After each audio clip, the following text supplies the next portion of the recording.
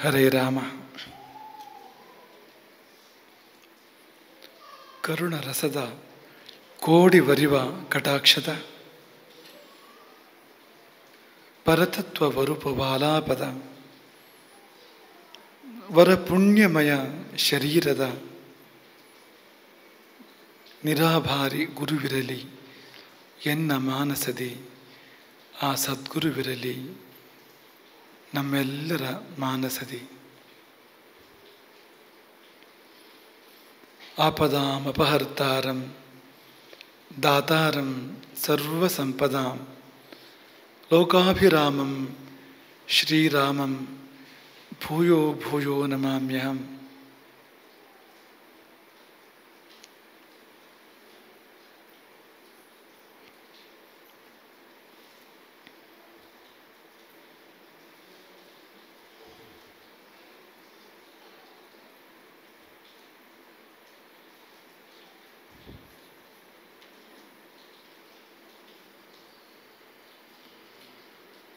ಮೊತ್ತ ಮೊದಲು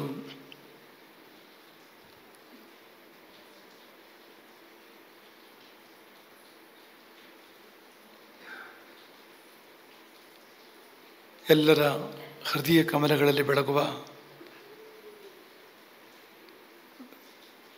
ಸೀತಾ ಲಕ್ಷ್ಮಣ ಭರತ ಶತ್ರುಘ್ನ ಹನುಮತ್ ಸಮೇತನಾದ ಪ್ರಭು ಶ್ರೀರಾಮಚಂದ್ರನಿಗೂ ಅವನನ್ನು ತೋರಿಕೊಡುವ ಗುರುವಿಗೂ ಕೋಟಿ ಕೋಟಿ ಪ್ರಣಾಮಗಳನ್ನು ಸಲ್ಲಿಸ್ತೇವೆ.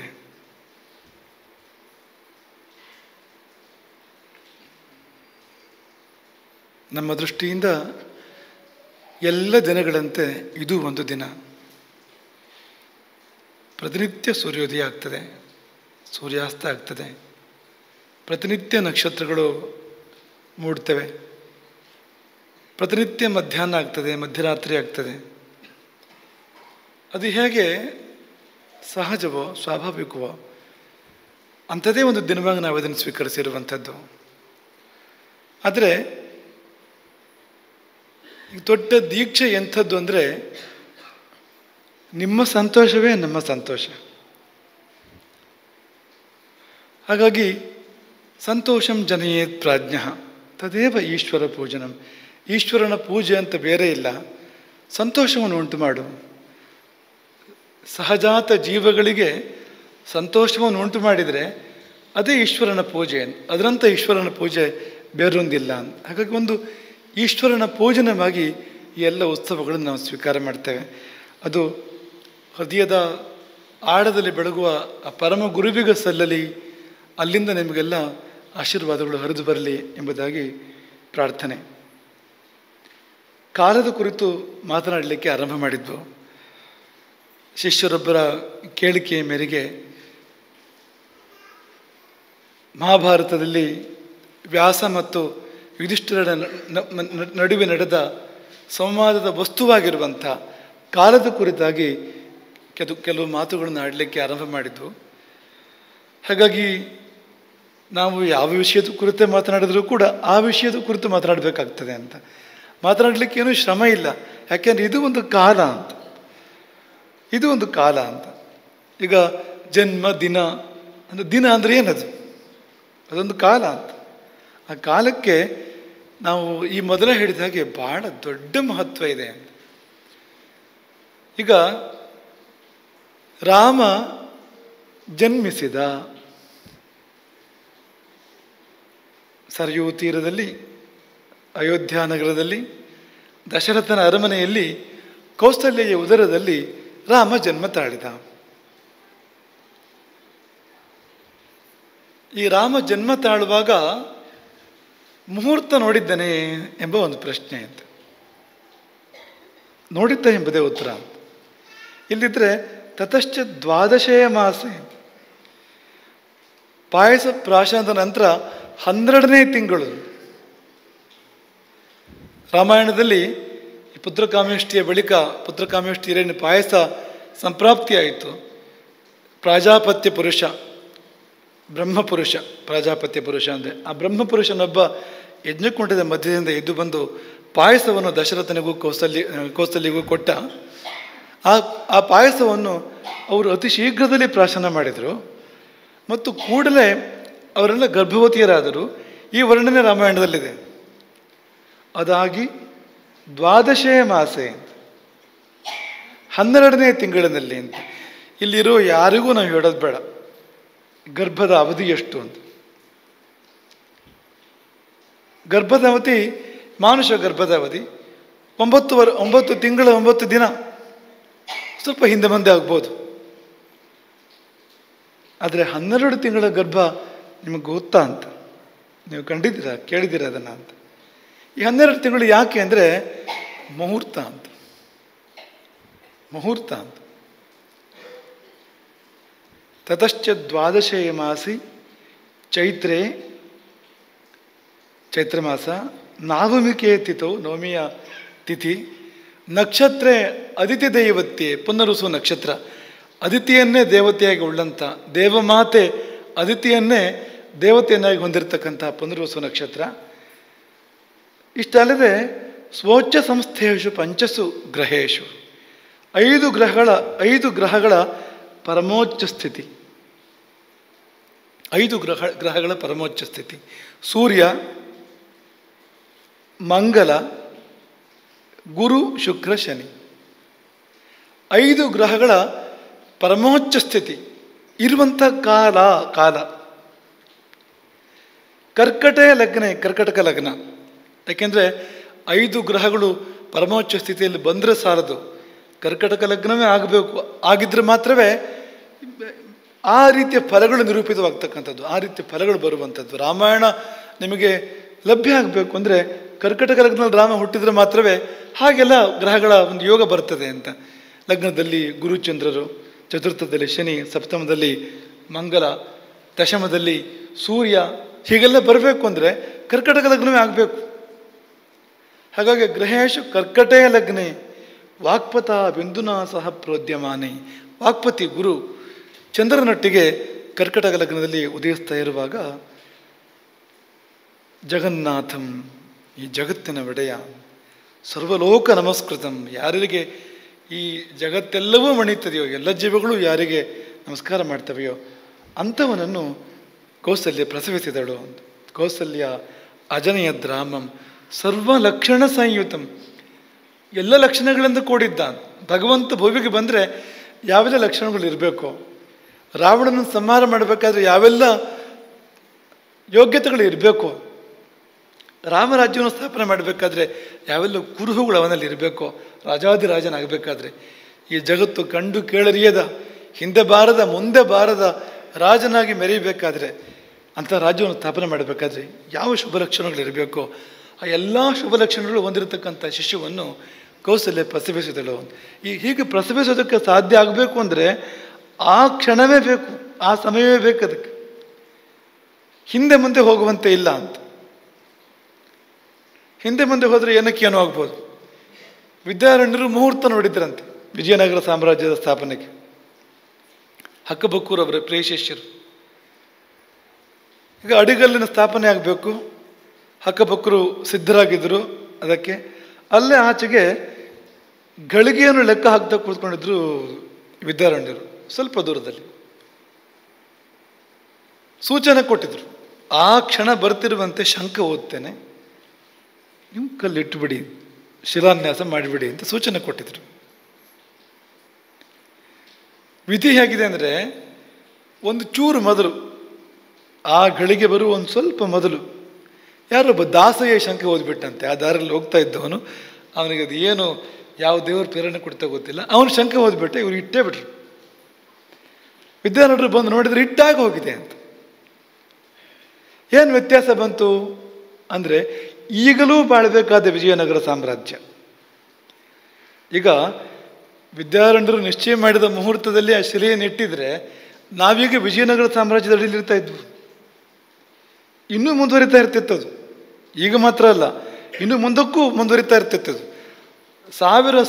ಸಾವಿರ ವರ್ಷಗಳ ಕಾಲ ಬಾಳಬೇಕಾದ ಸಾಮ್ರಾಜ್ಯ ಕೆಲವು 100 ವರ್ಷಗಳಲ್ಲಿ ಮುಗಿದೋಯ್ತು ಅಂತ. ಅದು ಈ ಕ್ಷಣಕ್ಕೂ ಆ ಕ್ಷಣಕ್ಕೂ ಇರುವಂಥ ಒಂದು ಅಂತರ ಅಂತ. ಹಾಗಾಗಿ ನಮ್ಮಲ್ಲಿ ಒಂದು ಶಾಸ್ತ್ರವೇ ಹುಟ್ಟುಕೊಂಡಿತು, ಕಾಲವಿಧಾಯಕ ಶಾಸ್ತ್ರ. ಕಾಲನಿರೂಪಕ ಶಾಸ್ತ್ರ ಅಂತ. ಅದಕ್ಕೆ ಜ್ಯೋತಿಷ ಅಂತ ಹೆಸರು. ಜ್ಯೋತಿಷ್ಯ ಅಲ್ಲ, ಜ್ಯೋತಿಷ ಅಂತ ಅದಕ್ಕೆ ಹೆಸರು. ಜ್ಯೋತಿಷಗಳನ್ನ ಆಧರಿಸಿರ್ತಕ್ಕಂಥ ಒಂದು ಶಾಸ್ತ್ರ ಅದು ಅಂತ. ಆ ಶಾಸ್ತ್ರಕ್ಕೆ ಎಷ್ಟು ಮಹತ್ವವನ್ನು ಕೊಡಲಾಯಿತು ಅಂದರೆ, ವೇದದ ಕಣ್ಣು ಎಂದು ಅದನ್ನು ಕರೆಯಲಾಯಿತು. ವೇದ ಪುರುಷನ ಕಣ್ಣು. ವೇದಕ್ಕೆ ಪುರುಷಾಕಾರ ಬಂದರೆ ಕಣ್ಯಾರು? ಕಣ್ಣು ಯಾವುದು ಅಂದರೆ ಅದು ಜ್ಯೋತಿಷ್ಶಾಸ್ತ್ರ ಅದು ಅಂತ ಯೋಗ್ಯತೆ ಇರತಕ್ಕಂಥದ್ದು ಅಂತ. ತುಂಬ ಮಹತ್ವ ಇದೆ ಕಾಲಕ್ಕೆ ಅಂತ. ಆ ಸಮಯದಲ್ಲಿ ಆದರೆ ಬರುವ ಫಲವೇ ಬೇರೆ, ಸ್ವಲ್ಪ ಆಚೀಚೆ ಹೋದರೆ ಬರುವ ಫಲವೇ ಬೇರೆ ಅಂತ. ಯಾಕೆಂದರೆ ಪ್ರತಿಯೊಂದು ಕಾಲವು ತನ್ನ ಗರ್ಭದಲ್ಲಿ ಏನೇನನ್ನೂ ಹೊತ್ತುಕೊಂಡಿದೆ. ಸರಳ ಭಾಷೆಯಲ್ಲಿ ಮೊನ್ನೆ ನಾವು ನಿಮಗೆ ಹೇಳಿದ್ದು, ಈಗ ಮಳೆಗಾಲ ಗರ್ಭದಲ್ಲಿ ಜಲವನ್ನು ತುಂಬಿಕೊಂಡಿದೆ ಅದು. ಬೇಸಿಗೆ ಗರ್ಭದಲ್ಲಿ ಧಗೆಯನ್ನು ತುಂಬಿಕೊಂಡಿದೆ ಅದು.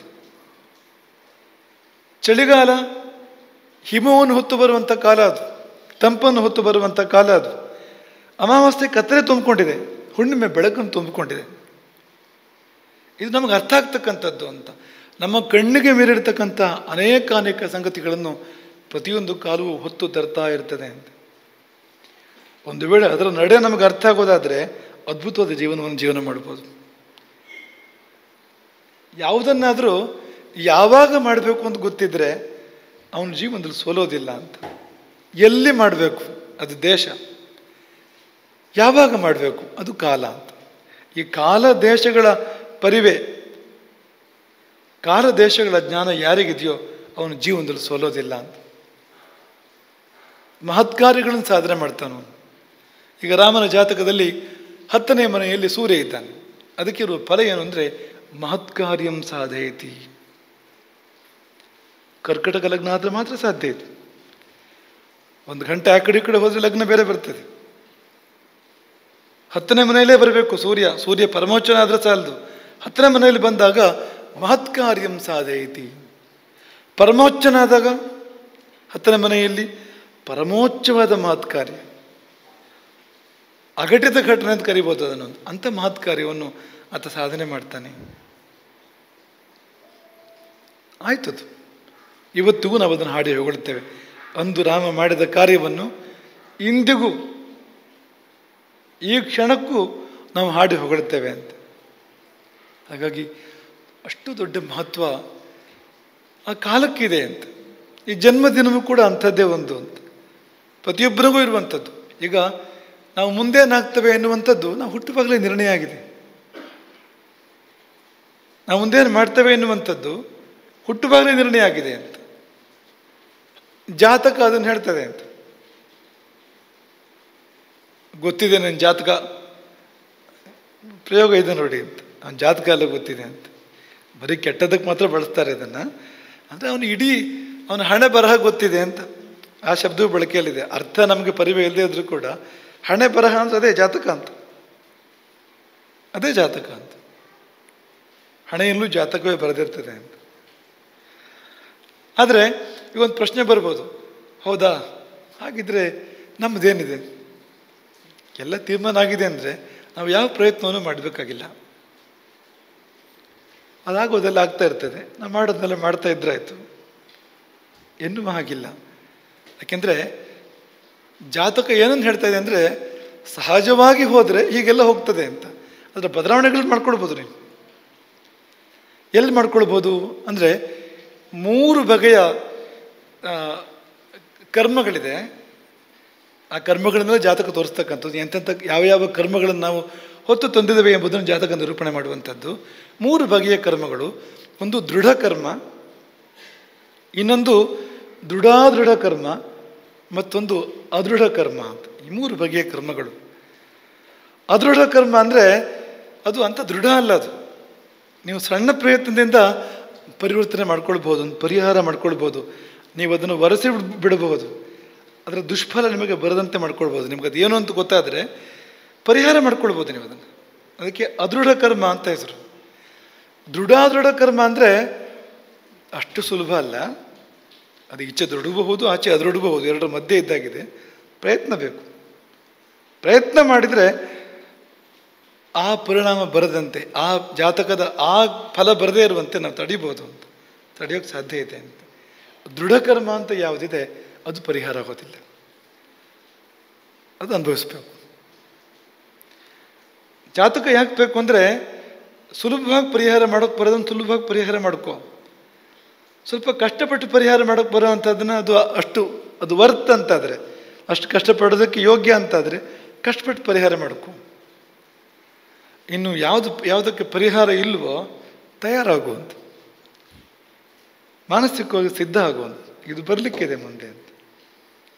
ಈಗ ನಿಮ್ಮ ಆಯುಷ್ಯ ನಿಮಗೆ ಗೊತ್ತಿದ್ರೆ ನೀವು ಮಾಡಬೇಕಾದ ಕೆಲಸ ಮಾಡಿ ಮುಗಿಸ್ಬೋದು ಅಂತ. ಅದು ಗೊತ್ತಿಲ್ಲದೆ ಇರೋದು ಎಷ್ಟೆಲ್ಲ ಸಮಸ್ಯೆಗಳಿಗೆ ಕಾರಣ ಅಂತ. ಇನ್ನು ಎಷ್ಟು ಆಯುಷ್ಯ ಇದೆ ಅಂತ ಅಂದ್ಕೊಂಡು ನಾವು ಕಾಲ ಕಳೀತಾ ಇರ್ತೇವೆ. ಮಾಡಬೇಕಾದನ್ನು ಮಾಡೋದಿಲ್ಲ. ಮಾಡಬೇಕಾದನ್ನು ಮಾಡಿದವನು ಸಾವಿಗೆ ಭಯಪಡೋದಿಲ್ಲ. ಯಾಕೆಂದರೆ ಯಾತಕ್ಕೋಸ್ಕರ ಬಂತು ಆ ಕೆಲಸ ಮುಗಿದ ಮೇಲೆ ಶರೀರ ಬಿದ್ದು ಹೋದ್ರೂ ಕೂಡ ಯಾರೂ ಚಿಂತೆ ಮಾಡೋದಿಲ್ಲ ಅಂತ. ಮೃತ್ಯುವನ್ನು ಪ್ರತೀಕ್ಷೆ ಮಾಡ್ತಾರಂತೆ. ಮಾಡಬೇಕಾದ ಕೆಲಸವನ್ನು ಮಾಡಿ ಮುಗಿಸಿದವರು, ಕರ್ತವ್ಯ ಪೂರೈಸಿದವರು ಪ್ರತೀಕ್ಷೆ ಮಾಡ್ತಾರಂತೆ. ಅತಿಥಿಯನ್ನು ಪ್ರತೀಕ್ಷೆ ಮಾಡಿದ ಹಾಗೆ ಮೃತ್ಯುವನ್ನು ಪ್ರತೀಕ್ಷೆ ಮಾಡ್ತಾರೆ ಅಂತ. ಅದಕ್ಕೋಸ್ಕರ ಜಾತಕ ಬೇಕು ಅಂತ.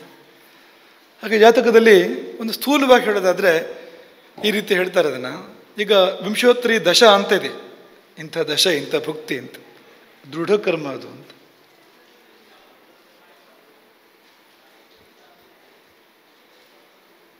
ಗೋಚರ ಮತ್ತು ಅಷ್ಟಕ ವರ್ಗ ಅಂತ ಇನ್ನೆರಡು ಬರ್ತದೆ. ಅದರಲ್ಲಿ ಒಂದು ದೃಢ ಕರ್ಮ, ಒಂದು ಅದೃಢ ಕರ್ಮ. ಅದರ ವಿವರಕ್ಕೆ ಹೋಗಲಿಕ್ಕೆ ಸಮಯ ಸಾಲದು, ಈಗ ತುಂಬ ಪಾಠಗಳು ಬೇಕಾಗುವಂಥದ್ದು. ಈ ಮೂರು ವಿಭಾಗವನ್ನೇ ಮಾಡಿದ್ದಾರೆ ಅಂತ ನಮ್ಗೆ ಗೊತ್ತಾಗುವಂತೆ ಅಂತೆ. ಇದು ಪರಿಹಾರ ಆಗುವಂಥದ್ದು, ಇದು ಸ್ವಲ್ಪ ಪ್ರಯತ್ನ ಪಟ್ಟರೆ ಪರಿಹಾರ ಆಗುವಂಥದ್ದು, ಇದಕ್ಕೆ ತಯಾರಾಗುವಂಥ ಇಂಥದ್ದಕ್ಕೆ ಅಂತ ಗೊತ್ತಾಗುವಂತೆ ಮಾಡಿದ್ದಾರೆ ಅಂತ. ಹಾಗಾಗಿ ಈ ಹುಟ್ಟುವ ಸಮಯ ಇದೆಯಲ್ಲ ತುಂಬ ಮಹತ್ವ ಇರತಕ್ಕಂಥದ್ದು ಅಂತ, ತುಂಬ ಮುಖ್ಯವಾಗಿರ್ತಕ್ಕಂಥದ್ದು ಅಂತ. ಅಲ್ಲಿಂದ ಆರಂಭ ಅಂತ. ಮೊದಲ ಉಸಿರಾಟ ಅದೇ ಜಾತಕ ಅಂತ. ಮೊಟ್ಟ ಮೊದಲ ಉಸಿರಾಟ. ಈ ಗರ್ಭಾಧಾನವೂ ಕೂಡ ಜಾತಕವೇ ಅಂತೆ, ಆದರೆ ಆ ಸಮಯ ಸಿಗೋದು ಕಷ್ಟ.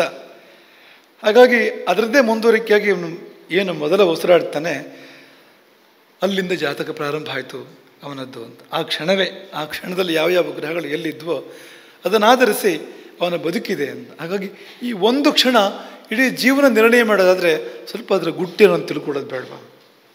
ವರ್ಷಕ್ಕೊಂದ್ಸತಿ ನೆನಪು ಮಾಡ್ಕೊಳ್ಳೋದು ಬೇಡವಾ? ಅದನ್ನು ನಾನು ಯಾಕೆ ಹುಟ್ಟಿದೆ, ಯಾವಾಗ ಹುಟ್ಟಿದೆ, ಏನು ಮಾಡಿ ಪೂರೈಸಿದೆ, ಇನ್ನೆಷ್ಟು ಬಾಕಿ ಇದೆ, ಆಯುಷ್ಯ ಎಷ್ಟು ಬಾಕಿ ಇದೆ, ಕಾರ್ಯ ಎಷ್ಟು ಬಾಕಿ ಇದೆ, ಒಂದು ಲೆಕ್ಕಾಚಾರ ಬೇಕು ಬೇಡವೋ ಅಂತ. ಅದಕ್ಕಿರುವ ಕಾರ್ಯಕ್ರಮವೇ ಇದು ಅಂತ ಹೊರತು ಕೇವಲ ಸಿಹಿ ತಿನ್ನಲಿಕ್ಕಿರುವಂಥ ಒಂದು ದಿನ ಅಲ್ಲ ಅದು. ಸಿಹಿ ತಿನ್ನಲಿಕ್ಕಿರುವ ದಿನ ಕೇವಲ ಸಿಹಿ ತಿನ್ನುವುದಕ್ಕಷ್ಟೇ ಸೀಮಿತವಾಗಿರ್ತಕ್ಕಂಥ ದಿನ ಅಲ್ಲ ಅಂತ. ಒಂದು ಅವಲೋಕನ ಬೇಕು ಅಂತ, ಒಂದು ಅವಲೋಕನ ಬೇಕು ಅಂತ, ಗುರಿ ಬೇಕು ಅಂತ. ಈಗ ನಮ್ಮ ಕೈಲಿಲ್ಲ ಅದು. ಯಾವುದು ನಮ್ಮ ಕೈಲಿಲ್ಲ? ಈಗ ಆದ ಜನನ ಇದೆಯಲ್ಲ, ನಾವು ಹುಟ್ಟಿ ಆಗಿದೆಯಲ್ಲ, ನಮ್ಮ ಕೈಲಿಲ್ಲ ಅದು. ಅದನ್ನೇನು ಪರಿವರ್ತನೆ ಮಾಡೋಕ್ಕಾಗೋದಿಲ್ಲ. ಜಾತಕ ಮುಂದಿನ ಜನ್ಮವನ್ನು ಕೂಡ ಹೇಳ್ತದೆ. ಅದೀಗಾಗಲೇ ನಿಶ್ಚಯ ಆಗಿಬಿಟ್ಟಿದೆ. ಎಲ್ಲಿ ಹುಟ್ಟುತ್ತಾನೆ ಮುಂದಕ್ಕೆ ಅವನು ಏನಾಗ್ತಾನೆ ಅಂತ ನಿಶ್ಚಯ ಆಗಿಬಿಟ್ಟಿದೆ. ಹಾಗಾಗಿ ಜಾತಕ ಮುಂದಿನ ಜನ್ಮವನ್ನು ಹೇಳ್ತದೆ. ಆದರೆ ಪಕ್ಕದಲ್ಲೇ ಬಲ್ಲವರು ಒಂದು ಮಾತನ್ನು ಹೇಳ್ತಾರೆ, ಅದನ್ನು ಪರಿವರ್ತನೆ ಮಾಡ್ಕೊಳ್ಬೋದು ಅಂತ. ಈಗ ಪ್ರಯತ್ನ ಮಾಡಿದರೆ ಮುಂದಿನದನ್ನು ಬದಲಾವಣೆ ಮಾಡ್ಕೊಳ್ಬೋದು. ಮುಂದಿನದು ನಿನ್ನ ಕೈಲಿದೆ. ಈಗಿನದು ಒಂದಷ್ಟು ನಿರ್ಧಾರ ಆಗೋಗ್ಬಿಟ್ಟಿದೆ. ಹಾಗೂ ನಿನಗೊಂದು ಸ್ವಲ್ಪ ಅವಕಾಶ ಇದೆ, ಹಾಗೂ ನಿನಗೊಂದು ಸ್ವಲ್ಪ ಜಾಗ ಇದೆ. ಏನೂ ಜಾಗ ಇಲ್ಲ ಅಂತಿಲ್ಲ, ಆದರೆ ಮುಂದಿನದಕ್ಕೆ ತುಂಬ ಜಾಗ ಇದೆ ನನಗೆ, ಪ್ರಯತ್ನ ಮಾಡ್ಬೋದು ಈಗ ಅಂತ. ಅದೇ ಕರ್ಮಸಿದ್ಧಾಂತ ಅಂದರೆ. ಕರ್ಮಸಿದ್ಧಾಂತದಲ್ಲಿ ನಾವೆಲ್ಲ ಯಂತ್ರಗಳು, ಎಲ್ಲ ಪೂರ್ವ ನಿರ್ಣಯ ಆಗಿಬಿಟ್ಟಿದೆ, ಇನ್ನೇನು ಮಾಡೋದಕ್ಕಿಲ್ಲ ಅಂತಾದರೆ ನೀವು ಒಳ್ಳೆ ಕೆಲಸ ಮಾಡು ಅನ್ನೋದಕ್ಕೂ ಅರ್ಥ ಇಲ್ಲ, ಕೆಟ್ಟ ಕೆಲಸ ಮಾಡಬೇಡ ಅನ್ನೋದಕ್ಕೂ ಅರ್ಥ ಇಲ್ಲ. ಹೀಗಾಗ್ಬಿಡ್ತದೆ ಅಂತ. ಹಾಗಲ್ಲ ಅದು ಅಂತ. ಹಾಗಾಗಿ ಹಾಗೊಂದು ಕಾಲ ನಿರೂಪಕ ಶಾಸ್ತ್ರ ಹೊರಬಂತು. ಕಾಲದ ಬಗ್ಗೆ ಒಂದು ಚಿಂತನೆ ಮಾಡಲಿಕ್ಕೆ ಅವಕಾಶ ಆಯಿತು. ನೋಡಿ, ರಾಮ ಜನ್ಮ ತಾಳಿದಾಗ ಆ ಮುಹೂರ್ತದ ಮೇಲೆ ಮುಂದೆಷ್ಟೆಲ್ಲ ಅದ್ಭುತ ಘಟನೆಗಳು ನಡೆದವು. ನಾವು ಕೂಡ ನಮ್ಮ ಮಕ್ಕಳು ಅವರು ಹೇಗೆ ಹುಟ್ಟಬೇಕು, ಯಾವಾಗ ಹುಟ್ಟಬೇಕು, ಅವ್ರು ಎಂಥವ್ರು ಆಗಬೇಕು ಎನ್ನುವುದಕ್ಕೆ ಒಂದಷ್ಟು ಪ್ರಯತ್ನಗಳನ್ನು ಮಾಡ್ಬೋದು ಅಂತ. ಕೌಸಲ್ಯ ಏನು ಮಾಡಿದ್ಲೋ ರಾಮ ಹುಟ್ಟೋದಕ್ಕಿಂತ ಮೊದಲು, ದಶರಥ ಏನು ಮಾಡಿದ್ನೋ, ದಶರಥ ಒಂದು ಅಶ್ವಮೇಧ ಯಾಗ ಮಾಡ್ತಾನೆ, ಪುತ್ರಕಾಮೇಷ್ಟಿ ಮಾಡ್ತಾನೆ. ಯಾಕೆಂದರೆ ಹುಟ್ಟುವ ಸಂತತಿ ಆಗಬೇಕು ಮತ್ತು ಅಂಥ ಸಂತತಿ ಆಗಬೇಕು ಅಂತ. ಅದಕ್ಕಿಂತ ಹಿಂದೆ ಎಷ್ಟೆಷ್ಟು ಮಾಡಿದ್ನೋ, ಏನೇನು ಮಾಡಿದ್ನೋ ಕೌಸಲ್ಯ ಮತ್ತು ದಶರಥ, ಅದಕ್ಕೆ ಲೆಕ್ಕ ಇಲ್ಲ ಅಂತ. ಸುಮಿತ್ರೆಯೋ ಕೈಕೇಯಿಯೋ ಅವರು ಕೂಡ ತುಂಬ ಮಾಡಿರ್ತಾರೆ, ಲೆಕ್ಕವೇ ಇಲ್ಲ ಅದಕ್ಕೆ ಅಂತ. ಹಾಗಾಗಿ ಒಂದು ಉತ್ತಮ ಸಂತತಿ ಪಡ್ಕೊಳ್ಳೋದಕ್ಕೆ, ಆ ಮಗು ಒಂದು ಒಳ್ಳೆ ಮುಹೂರ್ತದಲ್ಲಿ ಹುಟ್ಟೋದಕ್ಕೆ ಒಂದಷ್ಟು ಪ್ರಯತ್ನಗಳನ್ನ ನಾವು ಮಾಡಬಹುದು ಅಂತ. ಹಾಗಾಗಿ ಆ ಶಾಸ್ತ್ರ ಹೊರಗೆ ಬಂದಿರತಕ್ಕಂಥದ್ದು ಅಂತ. ಹಾಗಾಗಿ ಈ ಒಂದು ಕಾಲದ ಕುರಿತಾಗಿ ನಾವು ಮಾತನಾಡಬೇಕು ಅಂದರೆ ಜ್ಯೋತಿಷ್ಯವನ್ನು ಬಿಟ್ಟು ನಾವು ಮಾತನಾಡುವಂತೆ ಇಲ್ಲ. ಯಾಕೆಂದರೆ ಆ ಶಾಸ್ತ್ರ ಇರುವುದೇ ಅದಕ್ಕೋಸ್ಕರವಾಗಿ, ಕಾಲನಿರೂಪಕ ಶಾಸ್ತ್ರ, ಕಾಲ ವಿಧಾಯಕ ಶಾಸ್ತ್ರ ಅಂತ. ಒಂದು ಮುಹೂರ್ತ, ಸುಮುಹೂರ್ತ, ದುರ್ಮುಹೂರ್ತ, ಇದನ್ನೇ ನಾವು ಆ ಕಡೆ ಹೋದರೆ, ರಾಮನ ಕುರಿತಾಗಿ ನಾವು ಕೆಲವರ ಮಾತುಗಳನ್ನು ಹೇಳಿದ್ವು. ರಾವಣನ ವಿಷಯಕ್ಕೆ ಹೋಗೋದಾದರೆ ಒಂದು ದುರ್ಮುಹೂರ್ತ ಅಂತ. ಕೈಕಸಿ ವಿಷ್ಣುವಸ್ತ್ರ ಬಳಿ ಹೋಗಿತ್ತು, ಸಂತತಿಯನ್ನು ಆಕಾಂಕ್ಷಿಸಿ ಕೈಕಸಿ ವಿಷ್ಣುವಸ್ತ್ರ ಬಳಿ ಹೋಗಿದ್ದು ಒಂದು ದುರ್ಮುಹೂರ್ತ ಅಂತ. ಆ ದುರ್ಮುಹೂರ್ತ ಎಂಥದ್ದು ಅಂದರೆ ಇಂಥದ್ದಾಗಿತ್ತದು. ಅದು ಕೂಡ ಬಲಿಷ್ಠವಾದ ದುರ್ಮುಹೂರ್ತ, ಅದು ಮಹಾಬಲಿಷ್ಠವಾದ ದುರ್ಮುಹೂರ್ತ. ಇಂತಿಂಥವ್ರು ಹುಟ್ಟಿದ್ರು ನೋಡಿ. ಪರಿಹಾರ ಅಂತ ಒಂದು ಇರ್ತದೆ, ಅದಕ್ಕೊಂದು ಮಿತಿ ಕೂಡ ಇರ್ತದೆ ಅಂತ. ಆಕೆ ಕಾಲಿಗೆ ಬಿದ್ದು ಬೇಡಿದ್ಲು, ಇಂಥ ಮಕ್ಕಳೆಲ್ಲ ಬೇಡ ನನಗೆ ಅಂತ.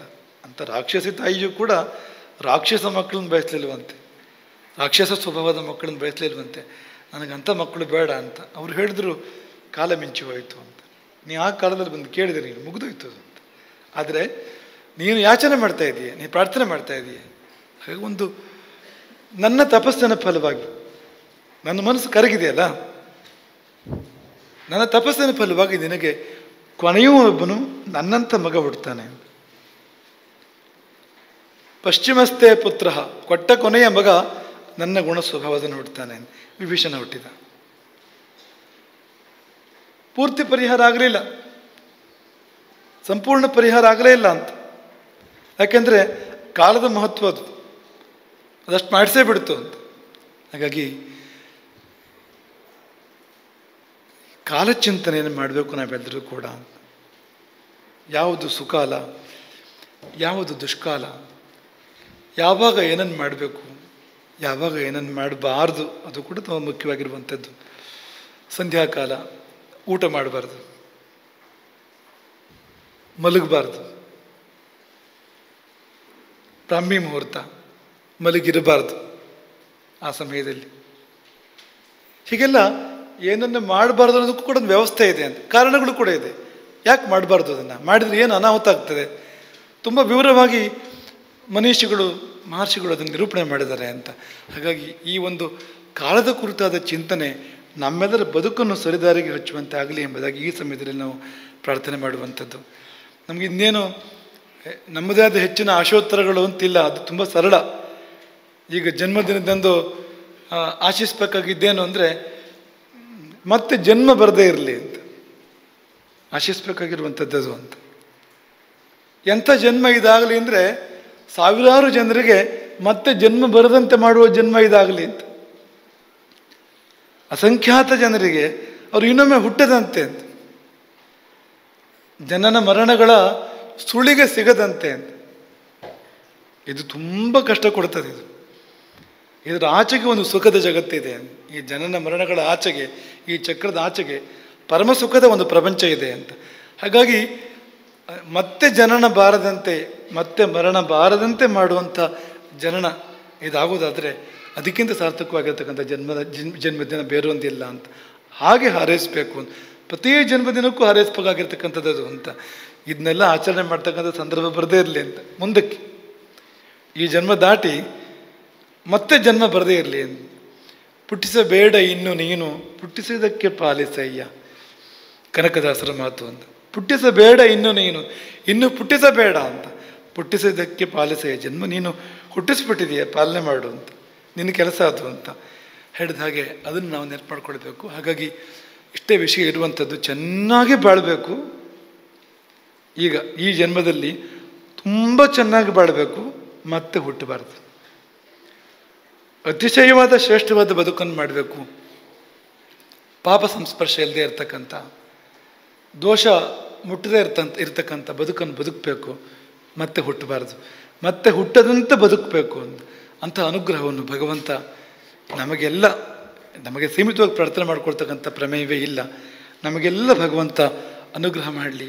ಮತ್ತು ಅದಕ್ಕೆ ತಕ್ಕಂತೆ ಆ ಕಾಲದ ಕಣ್ಣನ್ನು ತೆರೆದುಕೊಳ್ಳಿ ನಮಗೆ ಅಂತ. ಯಾವಾಗ ಅಂತ, ಏನನ್ನು ಮಾಡಬೇಕು ಅಂತ ಆ ಕಾಲದ ಕಣ್ಣನ್ನು ತೆರೆದುಕೊಟ್ರೆ ದಾರಿ ತಾನಾಗಿ ಸುಗಮ ಆಗ್ತದೆ ಅಂತ ಅನುಗ್ರಹವನ್ನು ಭಗವಂತ ಮಾಡಲಿ ಎಂಬುದಾಗಿ ಆಶಿಸಿ, ನಿಮ್ಮೆಲ್ಲರಿಗೂ ಶ್ರೇಷ್ಠವಾಗಿರ್ತಕ್ಕಂಥ ಈ ಜನ್ಮ ಸಾರ್ಥಕತೆಯನ್ನು ಅಂಥ ಒಂದು ಕಾಲವನ್ನು ನಿಮಗೆಲ್ಲರಿಗೂ ಕೂಡ ನಾವು ಹಾರೈಸ್ತೇವೆ. ಎಲ್ಲರಿಗೂ ಸುಕಾಲ ಬರಲಿ ಎಂಬುದಾಗಿ ಅಪ್ಪಣೆ ಆಗ್ತದೆ. ಹರೇ ರಾಮ.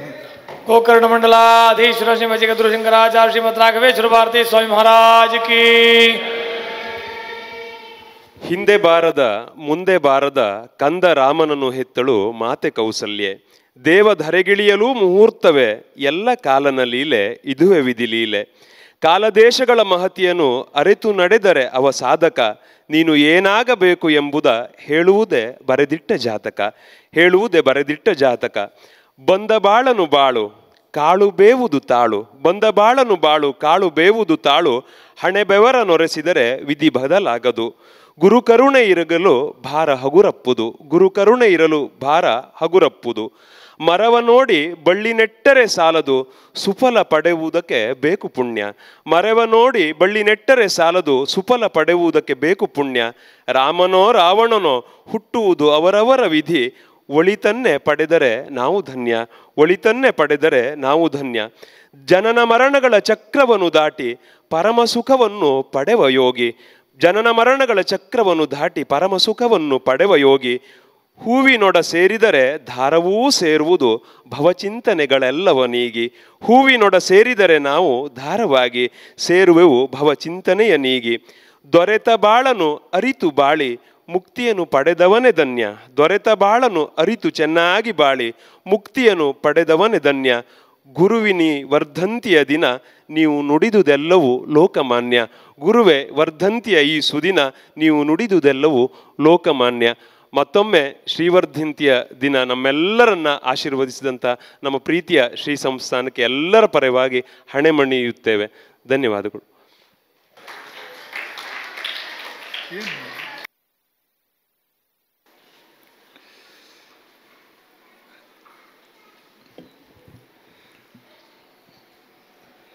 ಇದೇ ದಿನ ನಮ್ಮ ಪರಮ ಗುರುಗಳನ್ನು ಕೂಡ ನಾವು ಪರಾತ್ಪರ ಗುರುಗಳನ್ನು ಕೂಡ ನೆನೆಯಬೇಕು. ನಾವು ರಾಘವೇಶ್ವರ ಭಾರತಿಗಳು, ಹಿಂದಿನ ರಾಘವೇಶ್ವರ ಭಾರತಿಗಳು, ಅವರ ಕೃತಿಯ ಅನಾವರಣ ಎಂದು ನಡೆದಿದೆ. ಬಹಳ ದೊಡ್ಡ ಗುರು ಅವರು. ನಮ್ಮ ಕಣ್ಣು ಸಣ್ಣದು, ನಮ್ಮ ದೃಷ್ಟಿ ಸಣ್ಣದು. ಒಂದು ಒಂದು ಒಂದು ಒಂದು ಒಂದು ಲವಲೇಶ, ಒಂದು ಚಿಕ್ಕ ತುಣುಕನ್ನು ಬಿಟ್ಟು ಹೋಗಿದ್ದಾರೆ ಅವರು, ತಾವೇನು ಅಂತ ಅನ್ನೋದಕ್ಕೆ. ಅದು ಆ ಕೃತಿ ಅದು. ಹಾಗಾಗಿ ನಾವೆಲ್ಲ ಅದನ್ನು ಅವಲೋಕಿಸಿ ಧನ್ಯರಾಗೋಣ ಎಂಬುದಾಗಿ ಈ ಸಮಯದಲ್ಲಿ ಸ್ಮರಿಸಿಕೊಳ್ತೇವೆ. ಸರ್ವಸೇವೆ ಹೊರನಾಡು ಅನ್ನಪೂರ್ಣೇಶ್ವರಿ ತಾಯಿಯದ್ದು. ಭಿಕ್ಷೆ ಅಂದರೆ ಅದು. ಆ ಭಿಕ್ಷೆಗೆ ಭಿಕ್ಷಾಪ್ರದಾನ ನಿರತಾಂ, ಅವಳ ಶಂಕರಾಚಾರ್ಯರು ಮಾಡಿರ್ತಕ್ಕಂಥ ಅವಳ ವರ್ಣನೆ. ಭಿಕ್ಷಾಪ್ರದಾನ ನಿರತಾಂ, ಅವಳು ನಿರಂತರವಾಗಿ ಭಿಕ್ಷಾಪ್ರದಾನದಲ್ಲಿ ನಿರತರಾಗಿರ್ತಕ್ಕಂಥವಳು. ಅವಳ ಸೇವೆ, ಅವಳ ಸೇವಕರಾಗಿರ್ತಕ್ಕಂಥ ಜೋಶಿ ಕುಟುಂಬದವರ ಸೇವೆ ಇಂದಿನ ಸಂದಿದೆ. ಅವರನ್ನು ಕೂಡ ಈ ಸಮಯದಲ್ಲಿ ಆಶೀರ್ವದಿಸ್ತೇವೆ.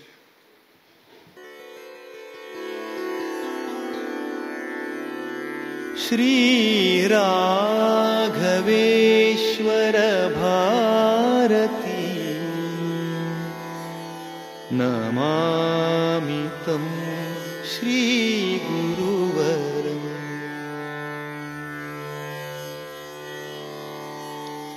ಶ್ರೀ ರಾಘವೇಶ್ವರ ಭಾರತಿ ನಮಾಮಿ ತಂ ಶ್ರೀ ಗುರುವರಂ. ರಾಘವೇಶ್ವರ ಭಾರತಿ ನಮಾಮಿ ತಂ ಶ್ರೀ ಗುರುವರಂ. ಶ್ರೀ ರಾಘವೇಶ್ವರ ಭಾರತಿ ನಮಾಮಿ ತಂ ಶ್ರೀ ಗುರುವರಂ. ರಾಘವೇಶ್ವರ ಭಾರತಿ ನಮಾಮಿ ತಂ ಶ್ರೀ ಗುರುವರಂ. ರಾಘವೇಶ್ವರ ಭಾರತಿ ನಮಾಮಿ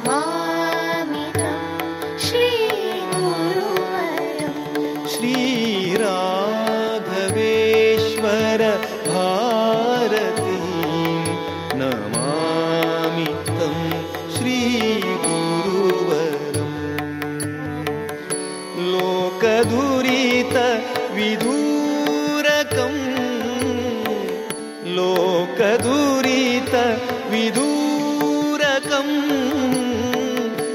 भक्तविरति प्रदायकं श्रीराघवेश्वर भारती नमामि तं श्रीगुरुवरं श्रीराघवेश्वर भारती नमामि तं